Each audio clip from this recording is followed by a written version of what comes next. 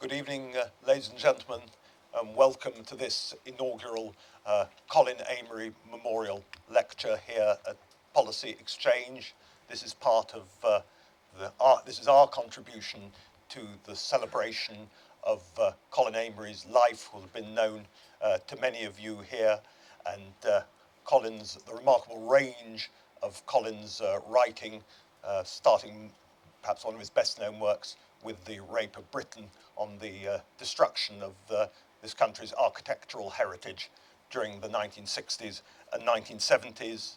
His work, of course, as architectural correspondent of the Financial Times through many years, the World Monument Fund, the work on the Sainsbury wing of the National Gallery, and with various organisations of the Prince of Wales and much else besides. As well as that, of course, as well as being a most distinguished and elegant writer, and as I say, admired by many here for that, he was also, in this particular interest, his activism, his sit-ins, saving St. Botolph's in Spitalfields, his work with the Georgian and Victorian societies, and the continuing thread of direct action, if I can so describe it, throughout his life. We're delighted that so many of his friends and family are here tonight, but preeminently I would like to say thanks for his patronage and support for this lecture to Robin Ballant. Please join me in thanking him and Colin's friends for their support here.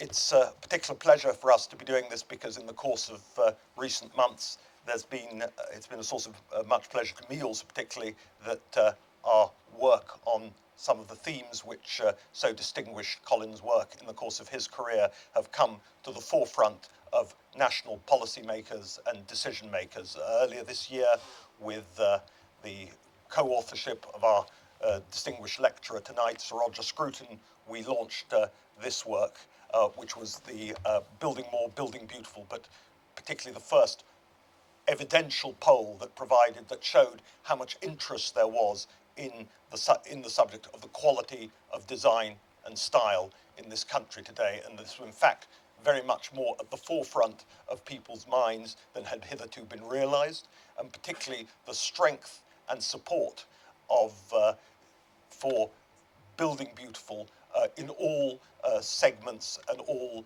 socio-economic groups in this country, most notably, particularly for Georgian architecture in groupings which the pollsters would call groupings D and E in socio-economic terms, so that there was clearly a much greater role and space for a debate here, and we were delighted when a range of authors, including not just Sir Roger, but our own Jack Airy and our own Sir Robin Wales, previously Mayor of Newham, people sort of showing a range of disciplines and a range of experience coming together to work and to foreground this essential policy area, and we were delighted when the Secretary of State, newly appointed James Brokenshire, agreed to write the foreword for this, and the presence of himself later tonight, delayed unfortunately now because of the cabinet discussions, which all of you are aware of, but I'm told he will be here to deliver the vote of thanks tonight. But not just him, a great many range of other people from all parties and all viewpoints present here, wanting to discuss it, not all from an identical viewpoint, but again, as I say, firmly foregrounding this issue in the public consciousness now at a policy-making level, and we will be having further meetings as part of what we call our Building Beautiful Month next week on the 19th of November, when the Housing Minister, Kit Malthouse, and others will come to discuss with architects, planners, and many others involved in the process exactly what needs to be done to reopen this great national discussion. It's a particular pleasure that somebody who's kept this issue, along with Colin Amery, who's kept the flame, as it were, alive of discussion on the importance of beauty, is here with us as our first inaugural keynote lecturer tonight, Sir Roger Scruton.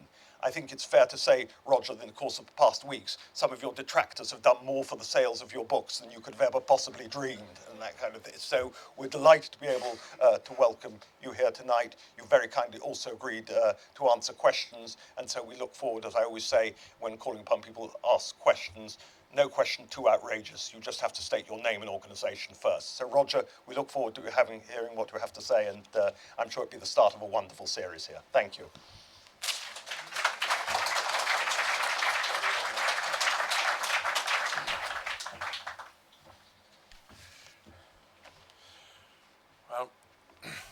I have some illustrations, and I will, so you can keep your eye on the screen. It is a great honour to be invited to give the first Colin Amery Memorial Lecture here at Policy Exchange, a policy think tank that has, for the first time in recent years, put aesthetic values at the heart of the political process. Aesthetic values have been at the heart of my life, but I've never seen them publicly recognised in this way before. I'm grateful to Policy Exchange also for commissioning the report that I co-authored with Sir Robin Wales and Jack Airy, showing that support for traditional design in building is highest among the lower income groups, a vital finding that surely refutes the view, popular among modernist architects, that the objection to their work comes merely from middle-class NIMBYs. It is especially an honour to speak today on behalf of a cause that Colin Amery so devotedly championed. Like others of his generation, Colin experienced the post-war destruction of our cities as a personal wound. Some of his contemporaries excused the changes as part of the social, economic, and cultural progress that had been the theme of pre-war political discourse. Colin was not one to take comfort in such lies. On the contrary, he recognised that progress had come to mean destruction, with no clear idea of what might be put in place of the thing destroyed. He therefore gave his life, his energies, and his very great intelligence to the work of conserving and adapting the buildings and townscapes that he loved. Colin saw the city as an organic whole, linked by delicate veins and arteries. The conservation of monuments, he believed, makes no sense if they are left standing like grieving statues above the ruins of the place where they once belonged. All Colin's work as an architectural critic was therefore based on the premise that conservation must be part of the larger enterprise of adaptation. The most beautiful building will lose its aura if deprived of the frame in which it was designed to stand. And the frame itself must be constantly adjusted as new styles and materials are stitched into the fabric and new forms of human life emerge behind old facades. Colin presented his response to the post-war destruction in a seminal book, The Rape of Britain, co-authored with Dan Cruikshank and published in 1975. This book awoke its readers to the very real threat that our architectural heritage might soon be irretrievably lost. Our countryside, iconized in wartime propaganda, had been the object of eager conservation in the post-war period and was elaborately protected by the Town and Country Planning Act of 1947. But the towns had been surrendered to the developers and to an architectural profession brought up on the inhuman doctrines and belligerent self-opinion of the pre-war avant-garde. Colin joined Marc Girouard in leading a heroic bourgeois counter-revolution. They squatted in Spitalfields, which looked a bit like this when they did that, in order to save one of the last intact areas of Georgian London. Colin chained himself to a JCB by way of preventing the planned demolition of Hawksmoor's Christchurch, which you see there. And in due course, through his powerfully argued column in the Financial Times, he landed punches on as many of the villains and vandals as came within range. Looking back today, it is hard to imagine another civilized country in which a masterpiece like Christchurch Spitalfields should be scheduled for demolition. But the record of those times, the times when Reading, Basingstoke, Coventry, Swindon, and countless other unhappy places were obliterated by ugly deposits of concrete and steel, tells of a nation that had celebrated its victory over Hitler by committing aesthetic suicide. This is my hometown of not my hometown, my former hometown of Reading. We should give thanks for public-spirited people like Colin, and the best way to do so, in my opinion, is to apply our knowledge to the causes that they espoused, in the hope of making our own contribution. My field of knowledge is philosophical aesthetics, and in this lecture I will defend an aesthetic of the city which I hope and believe would have met with Colin's approval. As he constantly reminded us, the city is an evolving fabric in which old and new come together, the old disciplining the new and at the same time adapting to it. Something in this process of evolution must remain the same, the city itself, conceived as a settlement. Conservation should occur not in order to pickle the city in aspic, but so as to retain its identity as a living community and an object of steadfast affection. Burke argued that in politics we must reform in order to conserve. The lesson of architectural aesthetics is that we must conserve in order to reform. If we do not do so, then the result is the kind of dereliction that we observe in cities like Detroit and Liverpool. Cities of commercial blocks vacated at night and surrounded by warehouses and suburbs. It is this form of urbanism, void plus sprawl, that has created the template that people fear, and it is by studying its defects that we will envisage how to create the new housing that our country needs. Objections to new developments tend to take two forms. The first objection is that they are mere additions to an existing place and do not create a place of their own. Thus, new housing estates on the edge of towns in which boxes or towers stand side by side but with no real conception of the vital spaces between them and no provision for businesses, shops, schools, or places of worship and recreation, do not create a place. They are at best parasitic on an existing place, created in another way and with another kind of architecture. Houses and tower blocks dumped on the edge of the town never lose their air of temporary accommodation where people hole up while looking for something better. And they create a radical price differential between the old centre and its new surroundings, thereby causing the old centre to die. The peripheral estate seems to lead inevitably to the void plus sprawl of modern America, the template described by James Howard Kunstler as the geography of nowhere.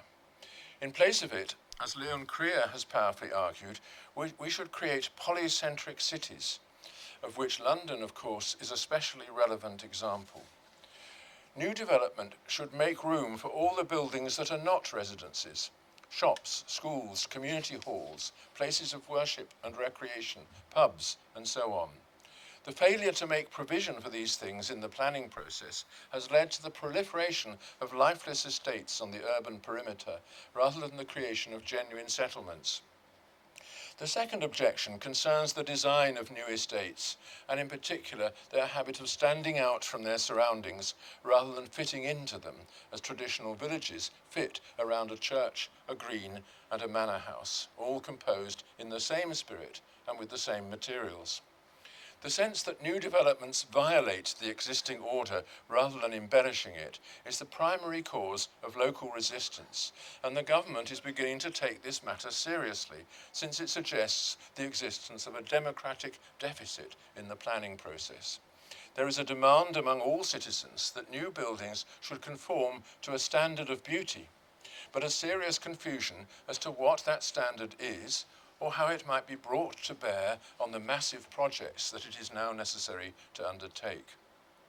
Those two objections suggest that the housing question is not at root an economic, social, or political question, but an aesthetic one.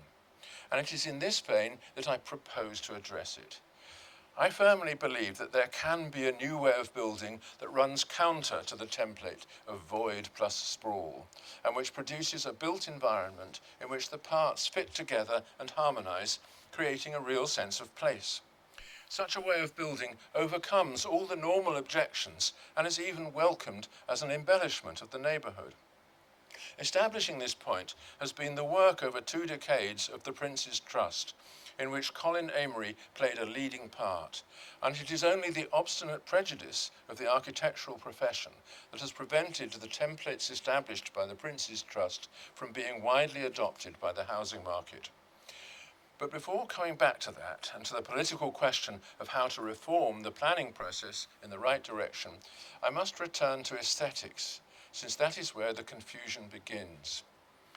The role of aesthetic values can be properly understood only if we begin from the premise that most building is necessary building. Architecture is not a fine art like poetry, music, or painting. It is not an art that belongs in the world of leisure and excess. It survives regardless of its aesthetic merit and is only rarely an expression of creative genius. There are great works of architecture, and often, like the churches of Mansart or Borromini, or come to that, Hawksmoor, they are the work of a single person. But most works of architecture are not great and should not aspire to be so, any more than ordinary people should claim the privileges of genius when conversing with their neighbours. What matters in architecture is the emergence of a learnable vernacular style, a common language that enables buildings to be side by side without offending either each other or the place in which they stand. The failure of modernism, in my view, lies not in the fact that it has produced no great or beautiful buildings, think of Le Corbusier's chapel at Ronchamp or the houses of Frank Lloyd Wright. It lies in the absence of any reliable patterns or types which can be used by ordinary builders so as to harmonize with the existing urban decor, while respecting the street and the facade as the defining contours of a shared space. The degradation of our cities is the result of a modernist vernacular whose principal device is the stack of horizontal layers. Here's an example from Tirana, which, because it hardly existed as a city until very recently, has given maximum scope to desecration. The principal device is the stack of horizontal layers with jutting and obtrusive corners, built without consideration for the street, without a coherent facade, and without intelligible relation to its neighbours. Such buildings generated from ground plans cannot be stitched into the urban fabric, but form blank and detached surfaces bounded by edges, with no welcoming apertures to mark the boundary between inside and outside, and no decorative stitching to bind them to the neighbours, to the skyline, or to the street. In order to know why we should not build in that way, it is not sufficient, though it is of course highly relevant, that everybody, other than the developer and the architect, dislikes it. We need to explore the foundations of aesthetic judgment. The planning and development of towns in the post-war era has been dominated by two erroneous views about the aesthetic. The first is that aesthetic values are purely subjective, mere records of individual preferences for which no independent grounds can be given. The second is, to a certain measure, in tension with the first, namely, that aesthetic success in architecture is a matter of standing out from the surroundings, creating an unforgettable presence, an iconic structure that will advertise itself and its contents to the wider world. The combined effect of those two dogmas is to silence all argument concerning the effect of new buildings on the urban fabric, while giving precedence to whatever is maximally intrusive. Kant, in his third critique, marked out a central place for aesthetic pleasure in the life of the rational being, arguing that the judgment of beauty is both disinterested and universal. In aesthetic judgment, he wrote, "We are suitors for agreement, not content with irresoluble differences of taste, but always striving for consensus." This is especially true in everyday life. For in aesthetic judgment, we view our surroundings as ends in themselves, abstracting from the demands of utility and function. Hence, aesthetic interest is always searching for what is permanent, intrinsically valuable, in harmony with our shared form of life. It is the one sure guide to getting things right, not just for the here and now of our current interests, but permanently and for the community as a whole. In everyday life, we are not animated, as a painter might be, by high aesthetic ideals. We are not trying to reveal the meaning of things or to create compositions that convey a higher sense of order. Nevertheless, we arrange things around us and try to make them fit together in something like the way they fit together in a still life painting, as when we lay a table for guests, dressed for a party, or arrange our room. Children know all about this, and here you see in the faces of those children what Wittgenstein would call the natural expression of aesthetic judgment. They wouldn't put it in that way, but they're doing it, and they're doing it for others and not for themselves. Even in the most minimal tidiness, we subject the objects around us to a kind of moral discipline. We tell them, you should stand here, you two belong together, you are the wrong colour, you are out of place, and so on. For whose sake are we doing this? Not for the sake of the objects themselves, for they have no sake. Look at them as they are in themselves, and they become inert, inanimate, awaiting our instructions. When we arrange them, however, we do so for the sake of people. Not just this person here who is laying the table, but any other person who might come along. While we think we are making one object fit to another, and each object to the whole, we are actually fitting the objects to an imagined community of neighbours. And it is here, I believe, that we should see how misleading is the idea that aesthetic judgments are merely subjective. The idea of what is fitting takes its sense from a wider experience of community. People learn to adapt their behaviour, their remarks, and their expressions to the demands and expectations of others around them. And this is what we mean by manners. It is from the resulting conventions, customs, and concessions that we draw our conversational repertoire. Knowing how to address a stranger in a new situation, how to move painlessly and quickly to a spirit of cooperation.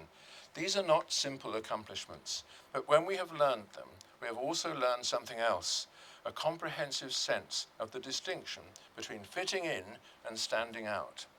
The most common form of rudeness involves standing out at all costs, drawing attention to yourself, regardless of whether you deserve it.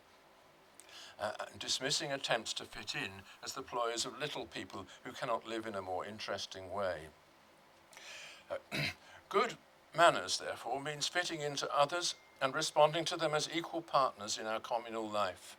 Manners are not subjective choices, but the byproducts of our continual search for consensus. And our general sense of fittingness extends from people to objects, and from the domestic objects that accompany our daily lives to the wider built environment. Understanding this is the first step to grasping the role of beauty in shaping human communities. It is also the first step to understanding just why it is that ordinary people prefer traditional designs and scales when it comes to housing, and why they are distressed by the fluid and gadget-derived forms that are beginning to dominate our cities, trashing the skyline of London and Birmingham, and increasingly forming the stock-in-trade of the would-be architectural genius. Streets built in the traditional way are loved and cared for.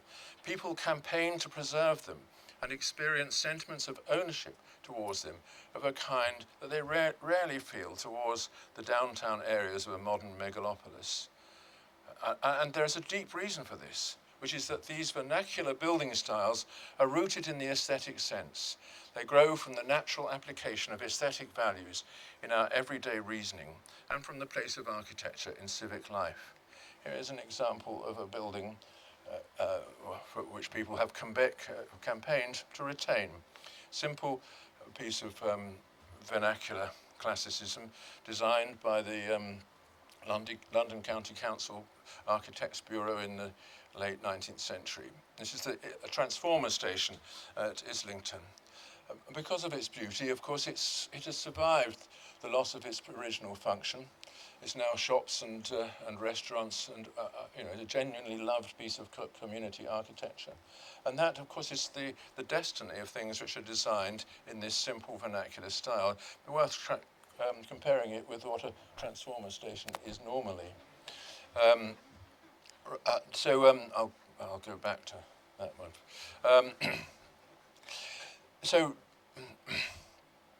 If we ask ourselves why we rational beings should have been endowed with aesthetic judgment, one answer suggests itself immediately. We live in a world of appearances, and we have an inherent need to fit ourselves to those appearances and those appearances to ourselves. This is part of home building, which is in turn the first move in settling. The modern megalopolis is not, as a rule, a settlement. It is in constant motion, and its buildings, despite their size, invariably have an air of impermanence. They are where we have got to in the process of construction and demolition. Each building that we see is a temporary occupant of the place where it stands, ready to give way at any moment to its successor. The tower blocks and gadgets of the megalopolis occupy a confined space, but they are not aligned, don't share their boundaries, don't grow from streets or slot themselves into the sky.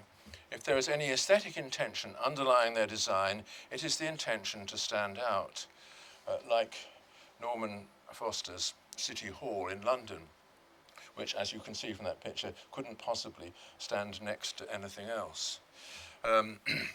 When buildings refuse to fit together, then they refuse to fit to us. You don't belong here, they tell us. You people are in the way. Inevitably, in the face of such a rebuke, people flee to the suburbs, and the alien objects in the centre remain as aspects of a growing moral void. How is it that we fit things together around us so as to fit them to ourselves? One answer is that we do this by composing what we see. When you lay a table for guests, you are very conscious of this, assembling the separate components of the table in such a way as to produce an effect of harmony, not between the objects only, but between the objects and the people who will use them. Composition means bringing things together from a point of view. You are arranging things as observed, and as observed by someone invited into their presence, as you saw with those children laying the table of their school. Buildings constructed in the old way have two features that lend themselves to this enterprise. And here's a little fragment from London. First, they have facades and shared boundaries. They can be slotted side by side into the townscape while retaining their public orientation onto the street.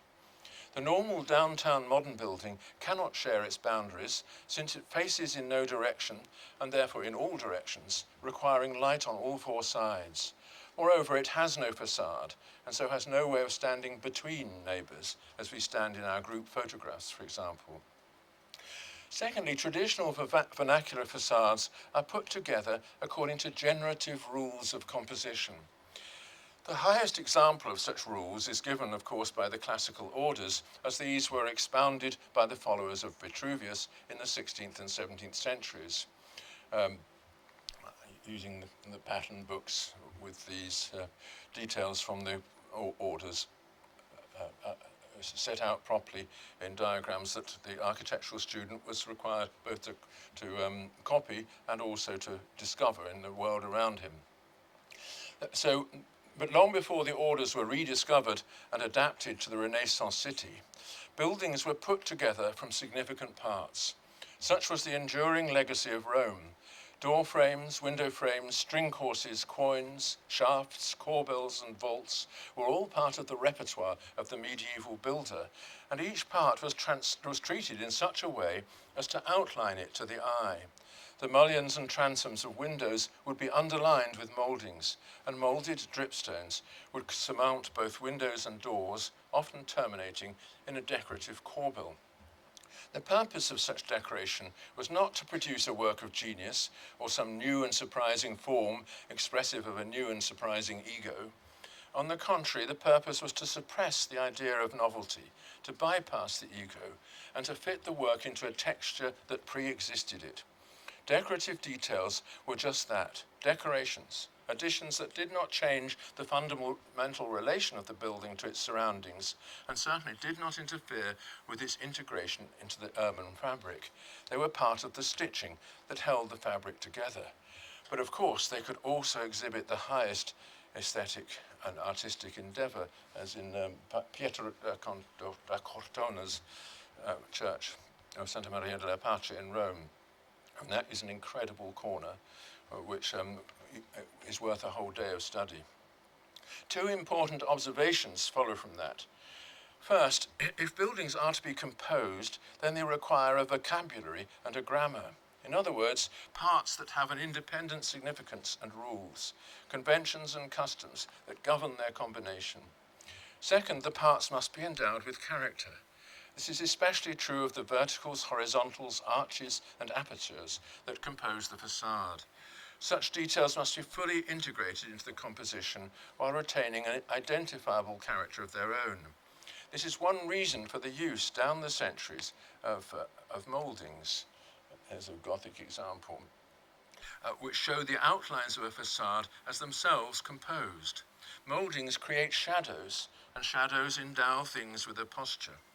Edges without mouldings have a cutting and dynamic character, which can of course be exciting, but which militates against the aim of fitting in. Buildings that stab or bite their neighbours scarcely conform to the civic paradigm. And while the occasional joke of this kind may appeal to the casual passerby, the joke will inevitably wear thin in time, like the hatchet jobs of Daniel Libeskind. There is an erroneous view among apologists for the modernist vernacular that detailing of the classical kind is an irrelevance, that what matters is space and proportion, and that the orders should be studied with that in view and without regard to the sculptural language. This view is encouraged by the purely mathematical view of proportion proposed by Le Corbusier in the Modulo, and by the specious arguments about space and time put forward by Siegfried Gideon in a highly influential book, Space, Time and Architecture, which has for 50 or more years been a standard text in schools of architecture. A moment's reflection, however, will remind us that proportion and composition are connected. Proportion is a relation between perceivable parts, and parts become perceivable when composed. The crucial details of the classical idiom in architecture are those pertaining to boundaries and transitions, lintels, architraves, mullions, places where one element ends and another begins, which are often marked by mouldings or sculpted elements and the shadows that are cast by them. Moreover, the composition that matters to us is embedded in the surface of the building. Only in public buildings like churches, city halls and concert halls do we freely appreciate the inner space of a work of architecture. In the street, it is the external aspect of the building that attracts our perception, and it is here that we search for the compositional order that fits the building into itself and into its surroundings. Simple example here of a railway wall, where you see what composition is, which has rescued that wall from its blankness and made it part of the community. Many of the important components of our traditional vernacular are therefore street-facing or street-meeting components. Doorways, window frames, columns and pilasters, cornices and string courses and so on. Elements that can be displayed on a facade and linked to other facades along the length of a street.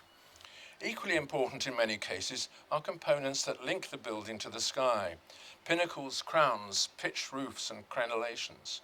It is those details that do most to humanize the built environment and which inspire the cause of conservation. That brings me to the crucial point. Just suppose that we revived that vernacular architecture by which the high rhetoric of the classical orders was brought down to earth in ordinary, repeatable prose. We should then build, as our Georgian and Victorian forebears built, in a way that would make it more or less redundant to work for the conservation of the old streets of London, as Colin did. We would be building new conservation areas, or rather areas that would be conservation areas if the cause of conservation was still truly needed. We would have brought architecture back to its proper calling as the art of settlement, in which people build their shelters side by side and at the same time create the public spaces that are the foundation of a durable community.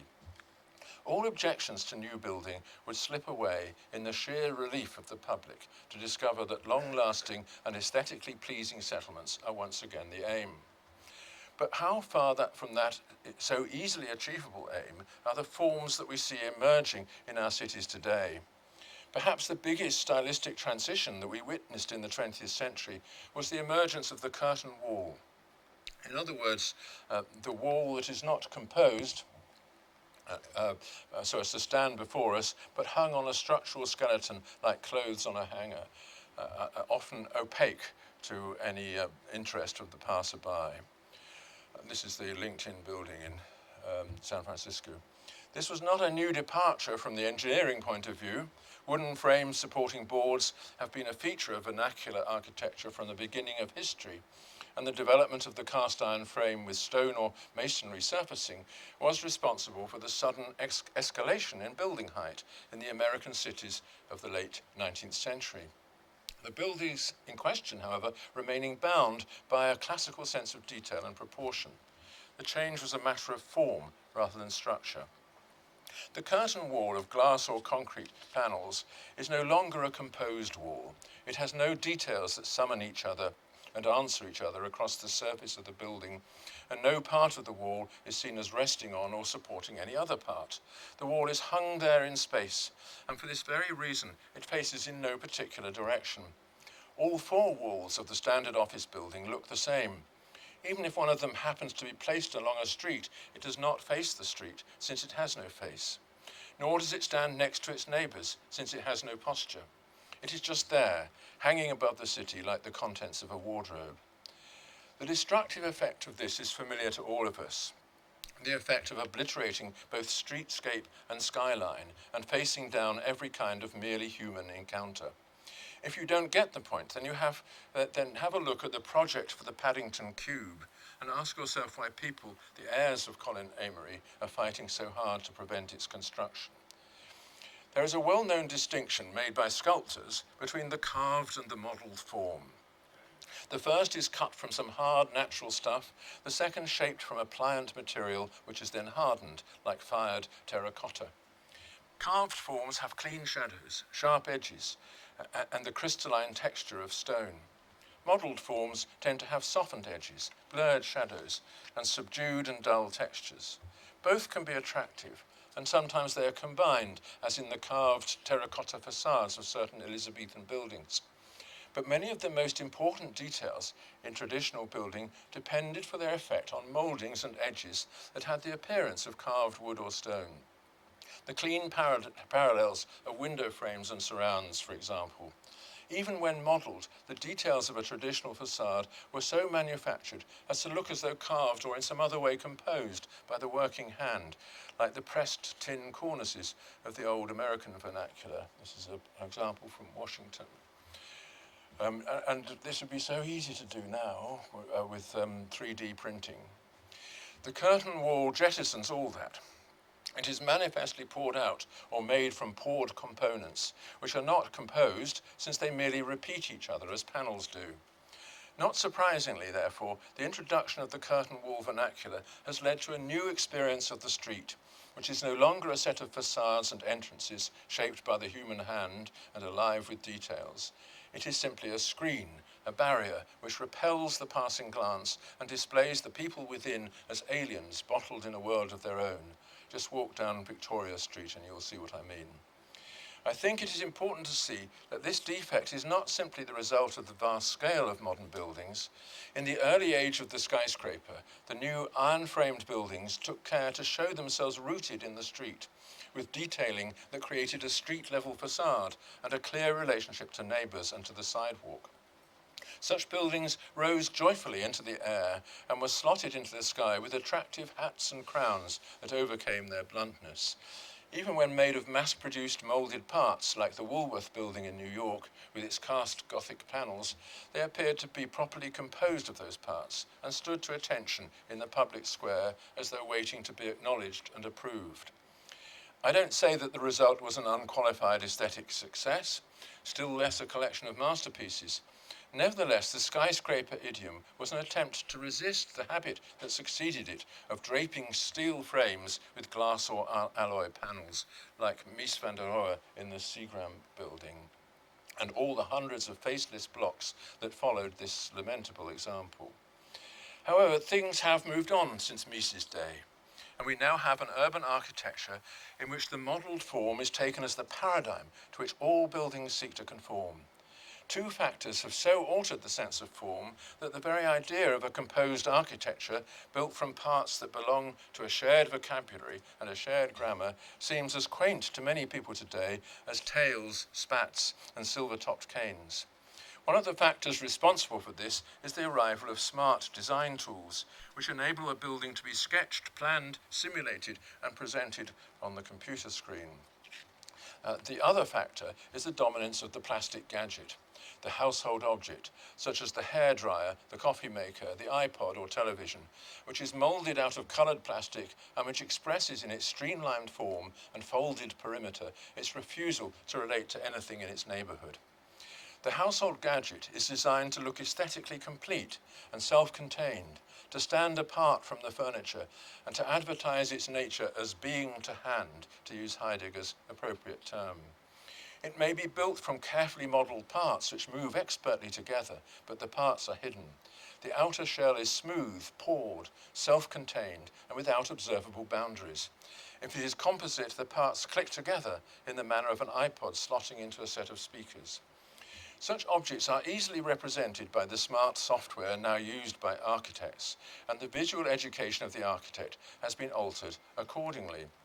Increasingly, plans for new buildings emulate the plans for household gadgets, with smooth modelled parts and edgeless perimeters. Examples are proliferating, and of course, London's hideous walkie-talkie is familiar to you all. But among my favourites are the zoomorphic bus station in Slough, and the Cooper Square building in New York by the firm Morphosis under the leadership of Tom Main. The first is a repugnant creature emerging from the primeval slime, while the second is a magnified kitchen gadget, which, like all such objects, stands in a space of its own without relation to its surroundings, without a facade, and with edges and boundaries that have been folded away or cracked open. It is difficult to define the exact way in which such buildings dislocate the urban environment. It is not simply that they are aesthetically self-contained, as gadgets are, so that they derive nothing from their context and impose an aesthetic order that is generated entirely from within and without reference to the surrounding civilities. It is also that their form, being without any compositional logic, is established against the city. The Cooper Square building is a frozen residue, which has no compositional grammar and no sense of place. Like any gadget, it tells you that it can be picked up and laid down at will, and will never be part of any place where it happens to end up. It is not woven into the fabric of the city, but spilled on top of it like a cup of molten glue. Increasingly, the big commissions are going to architects who design buildings in this way, using computer simulation to translate molded gadgets into enlarged versions of themselves, which can then be transplanted from the screen to the street.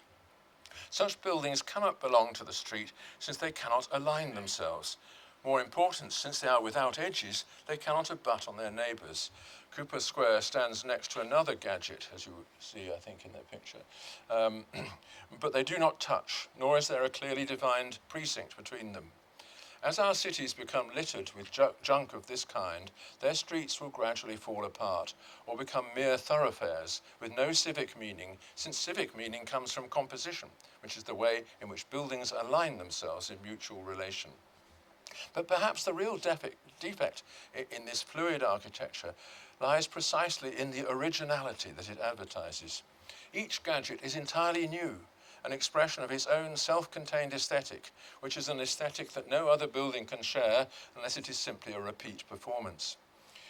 Each gadget is the complete formula for its own style, and the architect who wishes to put something next to it, as at Cooper Square, is forced to produce another self-contained gadget and another aesthetic that is unique to the building in question.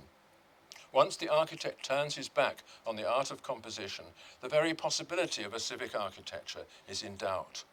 Streets, squares, public spaces, and boundaries are all thrown into disarray. The gadgets are attention-grabbing in an adverse way, and their lack of compositional grammar forbids us from relating them to anything around them. Their message is that they do not belong, and in their presence, nor do we. Many will reproach me for what I have said in this lecture, arguing that I have merely defended the old against the new and offered no advice as to how the great changes in building materials, design tools, and engineering capacities can be put to positive use in enhancing the fabric of the city. And it is undeniable that we must adapt to the new possibilities and take advantage of the opportunities that they provide. Exactly how this is to be done is the topic of another lecture, but let me at least offer some comparative examples to show how it should not be done. Here are three. First, the great AntiUrban Bubble dumped here in Gateshead, which is at least one step better than putting it across the river in Newcastle. Gavin Stamp described this as a slimy condom.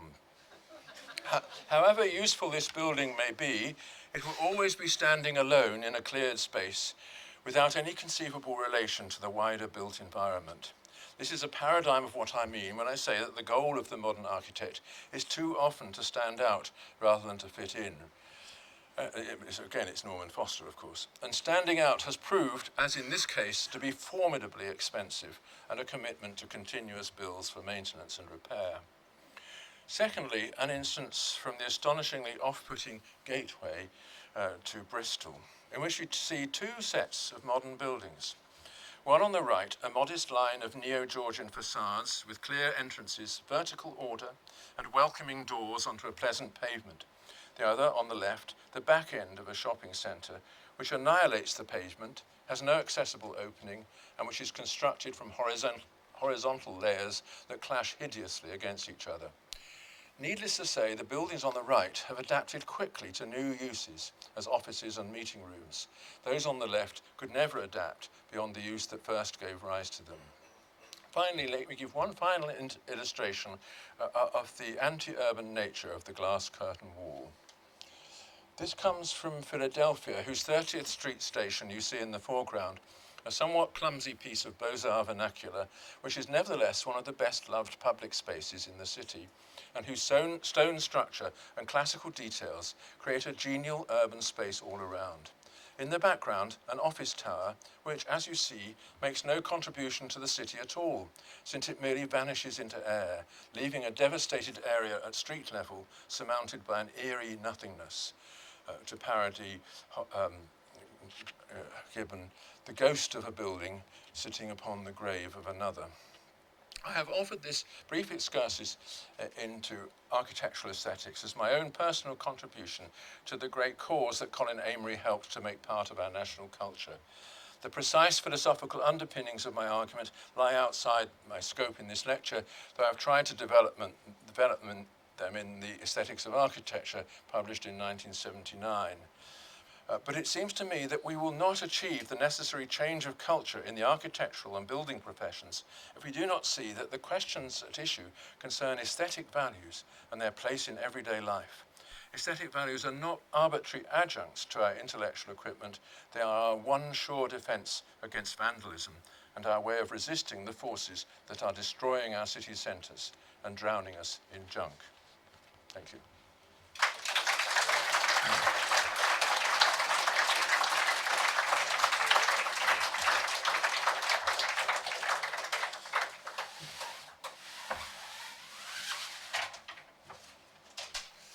So, To take questions from a standing sitting is fine. I might have to stand depending on how eager people are. Thanks. So as indicated earlier, Sir Roger's very kindly agreed to answer questions. I'm sure there'll be many. I just want to get a sense from the room how many of them there are. A lot, frankly. There's a lady there, and that's right. If you'd state your name and organisation, please.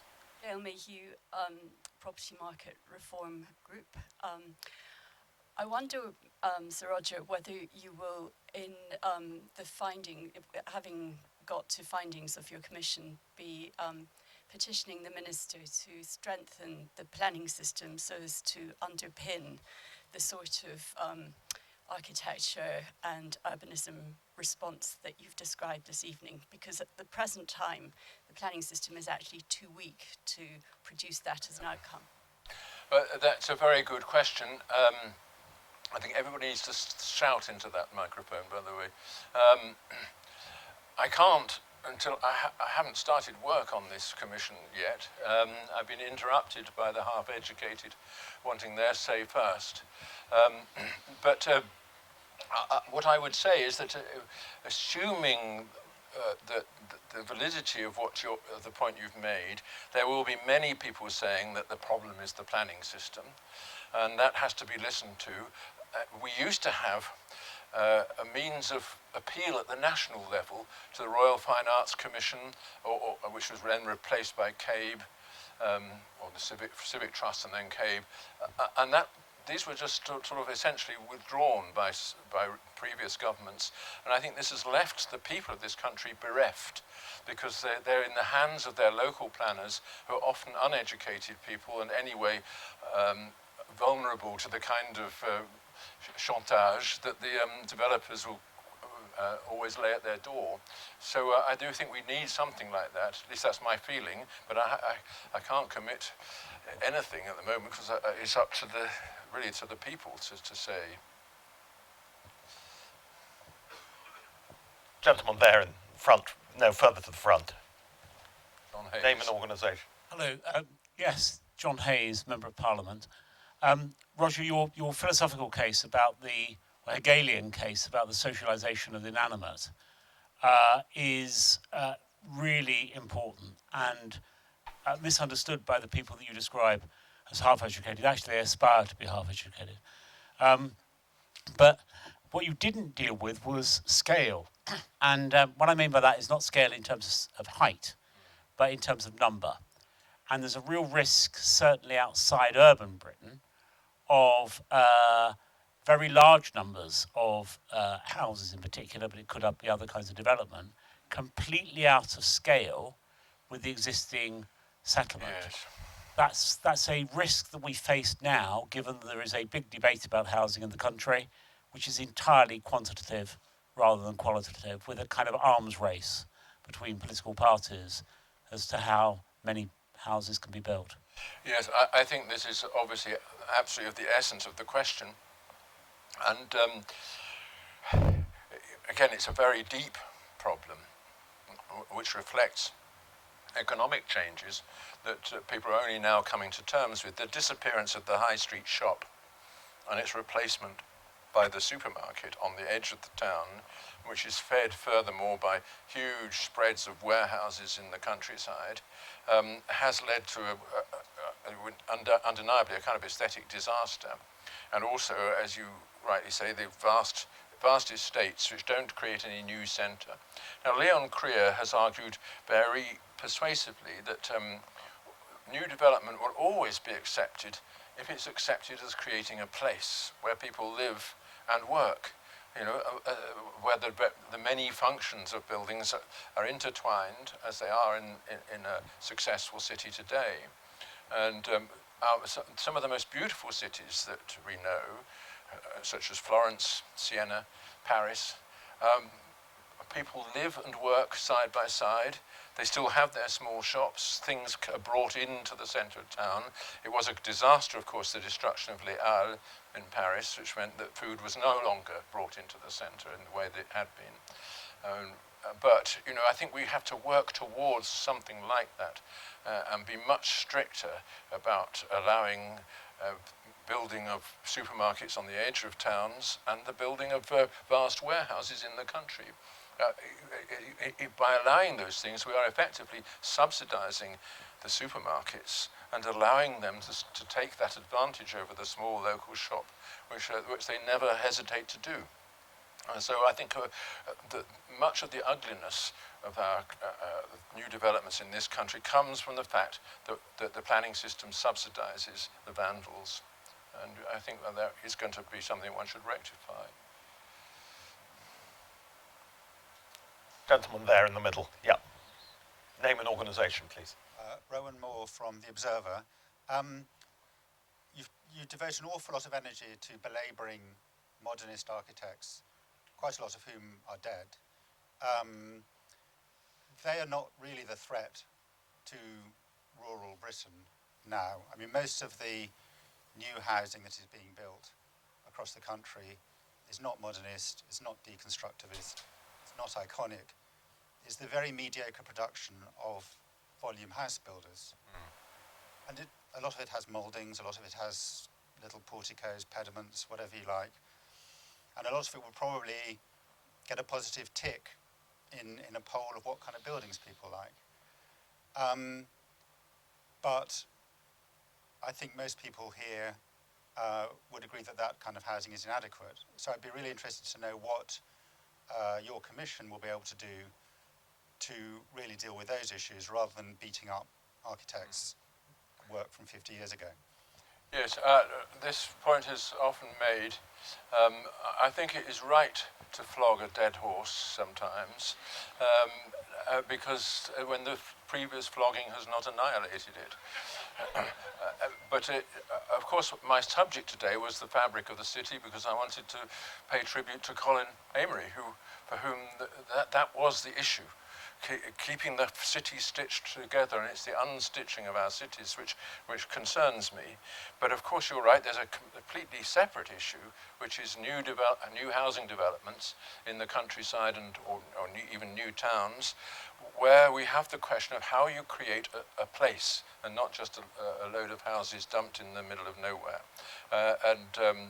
That is something which, again, because the Commission has to deal with that, I can't say in advance what the conclusions would be, although my own thought is that one should begin by creating a centre and not a housing estate, and that centre should involve useful things like pubs, places of worship even, community halls, streets of shops, and then around that, slotting into the framework thereby established, the houses that people would come to buy.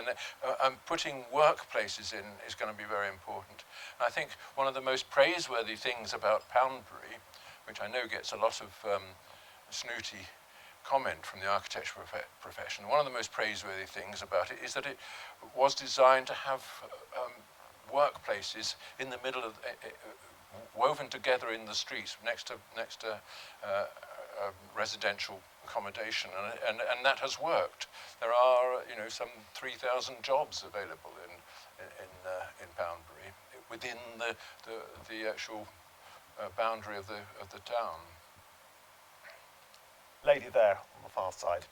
Name and organisation, please. Hello, India Dezeen.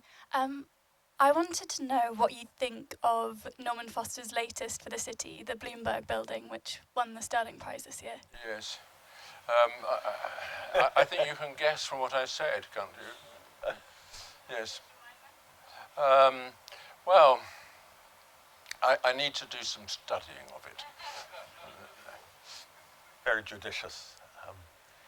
Yes, towards the back there's a gentleman in the centre aisle on the left side. Name and organisation, please. James Cooper from the Woodland Trust. The government's 25-year plan for the environment attaches a great deal of importance to people's ability to access nature, close to where they live and work. I wonder if you could say a little bit more about what role you see for green spaces, public spaces in your work. Personally, I think this is absolutely the first importance. The village green is one of our national traditions and treasures. This created the village community, and also is one of the reasons why people stay in villages and try to create in and around them the world that can support them. So I think it's absolutely vital, but it's not just an aesthetic question. It's an economic question. Land values have been pushed up, partly by the planning process, to such a high level that no developer can really afford to allow for a green space unless someone else pays for it. And that is, I think, a question that's going to have to be addressed. Should it be paid for by some central government fund, which will get into the wrong hands, or should it be a tax on the individual houses all around? I think the only real answer is that we have to work towards lowering the price of land so that it isn't the whole of the development cost. It's gentleman next to you there. Yes. Name and organisation, please. My name is Fabian French, and I represent UK Community Foundations. Sir Roger, that was a coruscating address, but I felt it was a little bit negative, not least because you didn't give an example of a substantial modern building of which you do approve. Yes. Are there any? Yes, I did mention the Frank Lloyd Wright houses and the Le Corbusier Chapel, but yes, these are small things. Yes, they're quite old. I am on the lookout for just this thing, and I know that I shall breathe a sigh of relief when I find it. But if you have any examples, you just get in touch with me via the website. I'll be more than pleased. Behind you there, just next to you. Name and organisation. Yes, I'm Peter Studdert. I'm an uneducated planner, former director of planning for Cambridge. I can suggest a development, and that's the Accordia housing development in Cambridge that won the Sterling Prize in 2008. Yes, I did think of that. You'd find it interesting because I think it disproves two of your propositions. The first one is that we're not building new conservation areas because actually it is a conservation area at the request of the residents. In fact, the residents wanted it listed and were very disappointed when they were told that that they had to wait 30 years. So it was declared a conservation area so that one could, I think the City Council is now introducing Article 4 directions to control alterations. I think that's the first proposition, I think, that of yours that is disproved. I think the second one is that it's a contemporary housing development, but it's one that learns its lessons from the traditional streets and squares that you talk about. It learns about the townhouse. It's a contemporary townhouse. It also interprets the muse, I think, in a very interesting way. But it's very much a contemporary development. And I think that this rather disproves your point that it's all about style. I think style has nothing to do with it. I think that it's about quality. And I'm really quite, as a planner with sort of, been in this business for about 40 years, I'm very depressed that we're going back to this idea of style wars, because I think you can have terrific classical architecture, but you can also have terrific modern architecture, both at a domestic level and at an institutional level. I mean, within Cambridge, I'm delighted that John Simpson has put a splendid classical frontage to the University Arms Hotel. I think that's fantastic. And it compares extremely well with the disastrous neoclassical frontage that was put on the front of the Holiday Inn in Downing Street, fortunately before my time. So there are good examples of classical architecture and bad examples. And I think it'd be a pity for your commission just to get hung up about style, because I think there are much more important things to talk about, and most of those are actually about quality. Yes, all valid points. I was actually going to mention Cambridge as a counter-example to my instinctive prejudices, but time was too short. But I think aesthetic values are not just about style. They are also about the things that you're referring to, how things align with the street, how they stand next to each other. And that's what I was really trying to open people's minds to those questions, not in order to say that everything's got to be classical or something, but that there are ways in which buildings stand before us and welcome us, and ways in which they repel us.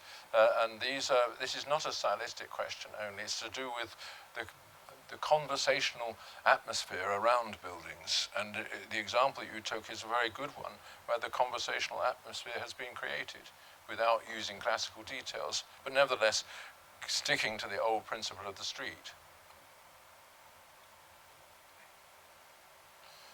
Gentleman there, far side. Name and organisation, please. So, Matt Ryder, civil servant. Obviously you talked a lot about, kind of new developments, but, in the centre of London, most new developments are obviously on brownfield sites. Realistically, there aren't many brownfield sites left. You can't just demolish kind of areas that you would consider to be ugly, like people live in them. How would you, aside from talking about just building new developments, how would you soften what we've already got? How would you kind of make more conversational, more communitisable what we've already got? Yes, a very good question. And Nick Boyes-Smith of Create Streets, I don't know if he's here. Is Nick here? No. He has done some work on this, on how you would actually get rid of some of the more alienating tower block estates and replace them with streets along the pattern of streets that they themselves replaced. And he has argued very persuasively that if you did that, you would actually get more people per acre in the development than that is produced by the high-rise blocks, without all the mental health problems and crime problems that come with the high-rise blocks. So I would think that one of the things I would like to think about is how, in general, one can get rid of those socially destructive estates and rehouse the people in the very same place, in the streets that were taken away. Gentleman in the middle, standing there. Name and organisation, please. My name is Richard Bacon. I'm a Member of Parliament. Sir Roger, when you started talking about ornamentation, I started thinking about the music of Bach and how it's played. And there are lots of different people who play Bach in different ways, some with much more ornamentation and some with much less. The classical architecture you referred to from the 18th century has a lot less ornamentation on it than the classic Baroque from 100 years earlier. And to some extent, the degree of ornamentation is a matter of taste, in the sense of some people like sugar in their tea and some people don't. And I'm just wondering whether you think there is room. So, for example, I was in Escamplan in the city of The Hague a few weeks ago, where there is a square built by people who chose for themselves what they were going to build on serviced plots. I should say, by the way, to declare my interest, I chair the all-party group on self-build, custom and community house building and placemaking, so I'm very keen to see more of this. But the people chose for themselves what they would do. Some did bigger projects, some did smaller ones, but they all adhered to a street line. You have postmen and lawyers and doctors living in the same community, and they like it, and nearly all of it is quite modern. And although there is ornamentation, it's very, very varied. But because it's so different in one group, it actually works and functions together, and people like looking at it. So is there scope for reducing ornamentation, for increasing the scope for people to exercise personal taste, even if they're what one might call, in your terms, uneducated, and getting a result that people want to live with, that responds to the need of community? Yes, well, this is a very complex question. My own view is that the old classical orders were not about ornamentation, they were about boundaries and transitions. And the mouldings were necessary, because without mouldings there are no shadows, so you don't know where the boundaries are. So it was all to do with composition rather than ornamentation. When the revolt against ornamentation came with Adolf Loos in Vienna in the turn of the 19th century and the 20th century, it was a revolt against the most horrible incrustations of completely meaningless Christmas cake stuff. He produced a sort of stripped classical quasi-modernist idiom, which of course has proved very lasting and is much loved in the post office building, for instance, in Vienna, is much loved by the Viennese themselves. And I think that's an example one should think carefully about. What he wanted to do was not to get rid of ornament as such, even though he famously said that ornament is crime, but to use only those ornaments which belong to a kind of grammar of detail. And I'm sure that, I don't know the development you're referring to, but I'm sure that would be the way in which the people who built their houses thought, that they want that grammatical order, which should not be blatant, and it should belong to the structure of the building. There's a very good example, of course, in Vienna, of the house that Wittgenstein built for his sister, of a stripped Bauhaus idiom, but every detail attended to, and it sort of creates a sense of ornament without any actual ornament. And I think that was something that I would say modern architects should study. Seeing maybe a couple more questions, because things are getting late.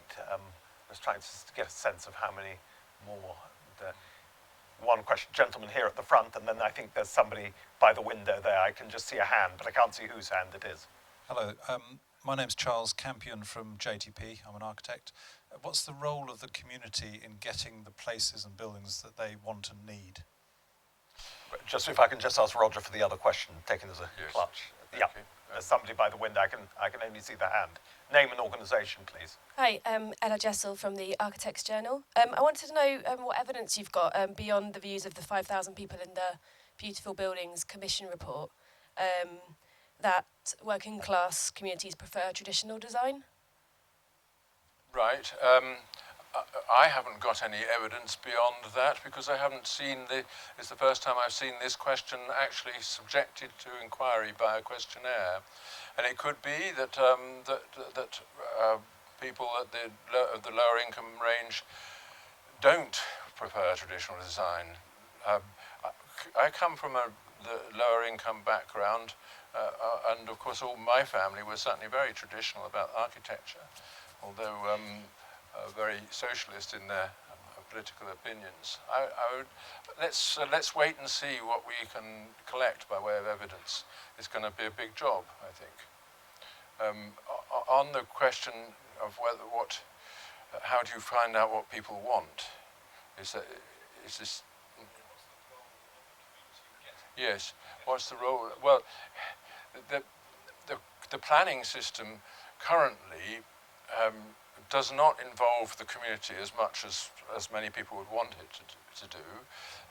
There's been a lot of changes to it, as you know, and this is one of the things that, again, one needs to examine. How do you get people who don't necessarily know much about the possibilities of building in their area to make an informed choice?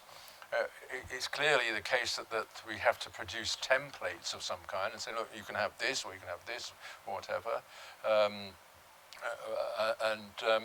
And then you have to have the meetings, the communal meetings, and the planners have to be presented with what the people want and be in some way compelled to listen to it. All these suggest a very complicated process, and if it becomes too complicated, of course, then the process will lead to nothing.